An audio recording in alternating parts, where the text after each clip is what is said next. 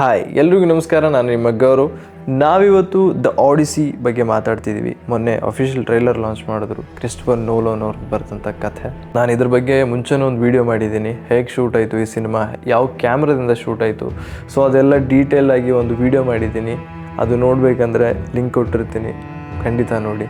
And ಈ trailer ನೋಡಬೇಕಾದ್ರೆ ಈ ಟ್ರೇಲರಲ್ಲಿ ತೋರಿಸ್ಕೊಟ್ಟಿದ್ದು ಏನಂದರೆ ನನಗನ್ಸಿರೋ ಪ್ರಕಾರ ಇದೊಂದು ಪ್ರಾಚೀನ ಕಥೆ.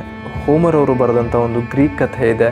ಟ್ರಾಯ್ ಅಂತ ಒಂದು ಯುದ್ಧ ಆಗುತ್ತೆ. ಟ್ರಾಯ್ ಯುದ್ಧದಲ್ಲಿ ದ ಆಡಿಸಿಯಸ್ ಎಂಬ ನಾಯಕ ಒಂದು ಯುದ್ಧಕ್ಕೆ ಹೋಗ್ತಾರೆ. ಅವ್ರದ್ದು ಸೈನ್ಯ ತಗೊಂಡು ಯುದ್ಧಕ್ಕೆ ಹೋದಾಗ ಯುದ್ಧ ಮಾಡಿ ಏನು ಹಿಂದಕ್ಕೆ ಬರ್ತಾರಲ್ವ, ಆ ಸಮಯದಲ್ಲಿ ಅಂದರೆ ಆ ಟೈಮಲ್ಲಿ ಏನೇನಾಯಿತು ಅನ್ನೋದು ಈ ಮೂವಿಲಿ ತೋರಿಸ್ಕೊಟ್ಟಿದ್ದಾರೆ.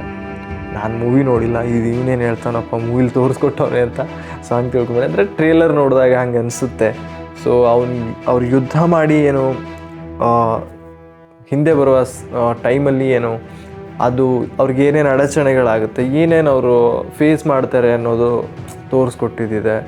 ಸೊ ಅವ್ರದ್ದು ಒಂದು ಕಥೆ ಇದೆ. ಅಂದರೆ ಅವ್ರು ಬರುವಾಗ ಅವ್ರಿಗೆ ಏನೂ ಊಟ ಸಿಗದೆ ಇದ್ದಾಗ ಅವರು ಏನೋ ಹೊಡೆದು ತಿಂತಾರೆ. ಅದು ಅಷ್ಟೊಂದು ನೆನಪಿಲ್ಲ, ಅದನ್ನು ಹೊಡೆದು ತಿಂತಾರೆ. ಅದು ಒಬ್ರದ್ದು ಅಂದರೆ ಇವಾಗ ಹೇಳಬೇಕಂದ್ರೆ, ಇವಾಗ ನಾವೇನೋ ನಂದೇನೋ ಒಂದು ಪ್ರೀಷಿಯಸ್ ಪ್ರಾಣಿ ಇದೆ, ನಾನು ಅದನ್ನ ತುಂಬ ಪ್ರೀತಿಸ್ತೀನಿ, ಯಾರೋ ಅದಕ್ಕೆ ಹೊಡೆದಿದ್ದಾರೆ ಅಂತಂದರೆ ನನಗೆ ಸಿಟ್ಟು ಬರುತ್ತಲ್ವ. ಸೊ ಆ ಥರ ಅದು ಕತೆ. ಅವ್ರು ಹೊಡೆದು ತಿಂತಾರೆ, ತಿಂದಾಗ ಅವರಿಗೆ ಆ ಸಿಟ್ಟು ಬಂದು ಸೊ ಮಧ್ಯದಲ್ಲಿ ಅವರೇನು ಹಿಂತಿರುಗ್ತಾರೋ, ಸೊ ಆ ಸಮಯದಲ್ಲಿ ಮತ್ತೆ ಒಂದು ಯುದ್ಧ ಜರುಗುತ್ತೆ.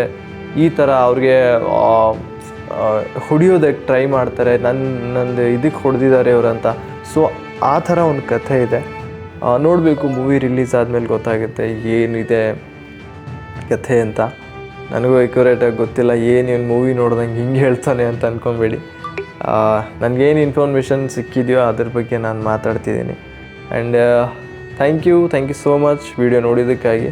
ನಿಮಗೆ ಮೂವಿ ಬಗ್ಗೆ ಏನಾದರೂ ಇಂಟ್ರೆಸ್ಟ್ ಇದ್ದರೆ ಚಾನಲ್ನ ಸಬ್ಸ್ಕ್ರೈಬ್ ಮಾಡ್ಕೊಳ್ಳಿ. ಸಿಗೋಣ. Thank you. ಬಾಯ್.